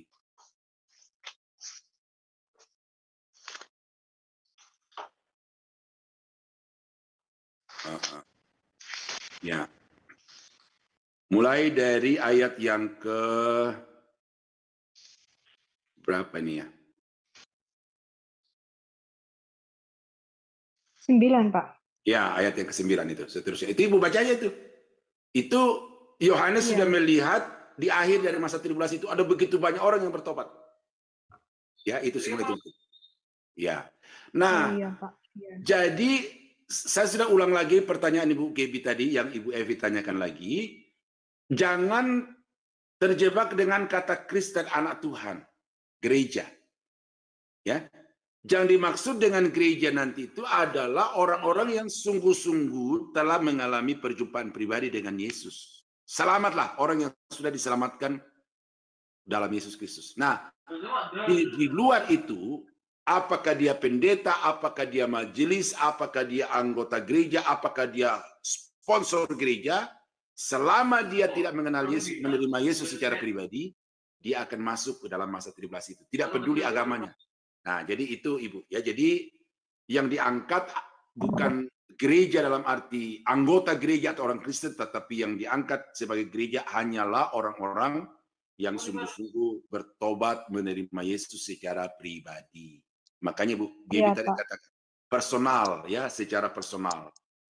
Nah, tetapi kumpulan personal itu menjadi komunal yang diangkat yang kasar. Nah, gitu aja. Jadi gitu Bu Evi. Iya, Ya, saya terima kasih Pak Daniel. Ya. Saya kira itu ya. Udah jelas ya, Bu Evi ya? Iya, jelas. Oke, terima kasih. Terima kasih. Oke. Terima kasih. Kita akan akhiri ya Pak sesi kita pada malam hari ini karena memang sudah terlalu larut ya. Saya umumkan kepada Bapak Ibu Saudara sekalian, tanggal 14 besok kita tetap libur ya. Dan kelas pengajaran ini kita akan kembali lagi pada tanggal 21 April. Jadi kita libur ya minggu depan. Jadi kita mulai lagi minggu depannya lagi. Demikian ya Pak Daniel. Ya, saya libur karena kecapean saudara-saudara. Karena hari Jumat itu saya mengajar dari jam 4 sampai jam 7:30. Kalau saya lanjut lagi, ya agak lelah. Jadi saya minta izin satu kali saja, ya. Nanti kita. Siap Pak. Oke, siap Pak. Terima kasih atas pengajarannya dan wow, luar biasa sekali dan saya berharap Bapak Ibu Saudara tetap ya bersemangat mengikuti kelas eskatologi ini dan bisa membuka paradigma baru dan dalam berpikir kita wah terbuka ya semua pemikiran dan sudah tidak ada keraguan lagi tentang iman kita kepada Tuhan kita Yesus Kristus yang hari ini kita peringati kematiannya dan pada hari Minggu besok peristiwa kebangkitannya. Tuhan Yesus memberkati. Saya ucapkan terima kasih kepada Bapak Daniel Palungan yang sudah bersedia meluangkan waktunya untuk mengajar kita semua. Kami sangat appreciate dengan kesediaan Bapak. Terima kasih, Tuhan Yesus memberkati dan saya mohon untuk Bapak Daniel Palungan memberikan statement terakhir sekaligus doa penutup dan berkat. Terima kasih, Pak. Oke. Ketika saya mengajar bibliologi, saya berkata bahwa bibliologi adalah dasar gereja dan semua doktrin-doktrin itu harus dibangun berdasarkan data fakta dari Alkitab. Nah, contohnya malam ini ketika saya mengajarkan eskatologi kepada Bapak Ibu, saya memaparkan dengan ayat-ayat langsung dari Alkitab dan karena itu saudara sekarang punya tanggung jawab untuk memeriksa kembali setiap ayat itu untuk mengkonfirmasi apa yang saya nyatakan atau benar atau tidak. Nah, tetapi saya katakan bahwa apa yang saya sampaikan kepada Bapak Ibu adalah kata Alkitab. Karena itu jangan sekali-sekali mengatakan ini kata Pak Daniel, tetapi kata Alkitab. Nah, di mana kata Alkitabnya adalah ayat-ayat yang saya kutip itu. Ya, jadi Pak Daniel tidak punya sumber apa-apa, tidak punya pengetahuan apa-apa tentang eskatologi selain daripada apa yang Alkitab katakan. Karena itu saya sedikit sekali berbicara tentang saya melihat, saya merasa, saya dibawa Yesus, tidak pernah. Saya bicara kepada saudara berdasarkan dengan Alkitab, karena memang komitmen saya adalah Alkitab harus menjadi landasan dari semua doktrin.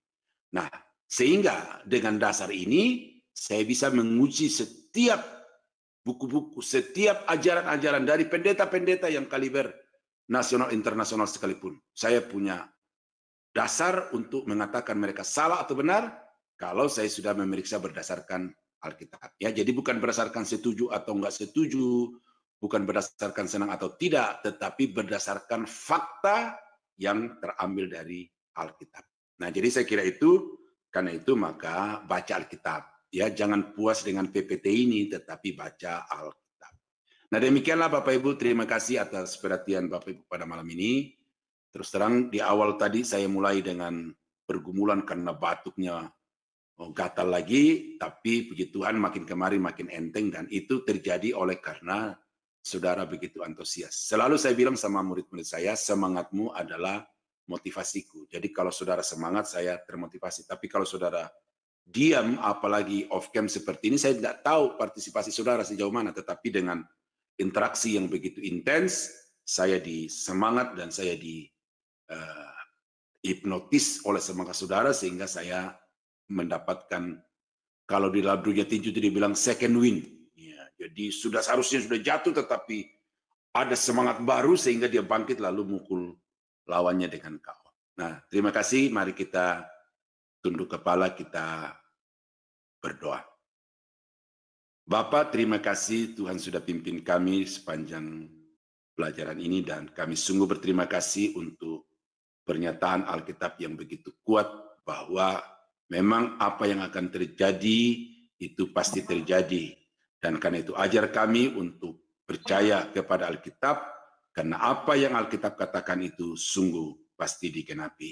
Terima kasih Bapak, apa yang hamba-Mu sudah sampaikan pada malam ini, kiranya itu termateri di dalam hati setiap hamba-hamba-Mu, sehingga dengan itu mereka memiliki satu pemahaman yang mendasar dan komprehensif, dan dengan itu mereka tidak lagi bingung, tidak lagi tergelitik-tergelitik, tetapi mereka sudah bisa berpegang teguh kepada prinsip yang mereka percayai, karena semua prinsip itu berdasar kepada Alkitab. Terima kasih Bapak, kami akan beristirahat malam ini. Tuhan jaga lindungi kami, supaya kami dapat memperoleh kesegaran baru untuk besok beraktivitas lagi di bidang kami masing-masing, untuk hormat dan kemuliaan bagi nama-Mu. Terima kasih Bapak, kami berdoa berterima kasih, mengakhiri kelas ini dalam nama Yesus.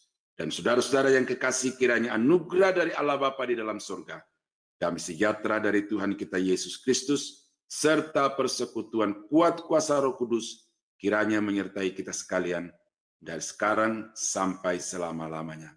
Di dalam nama Yesus, kami akhiri pelajaran kami pada malam ini. Haleluya. Amin.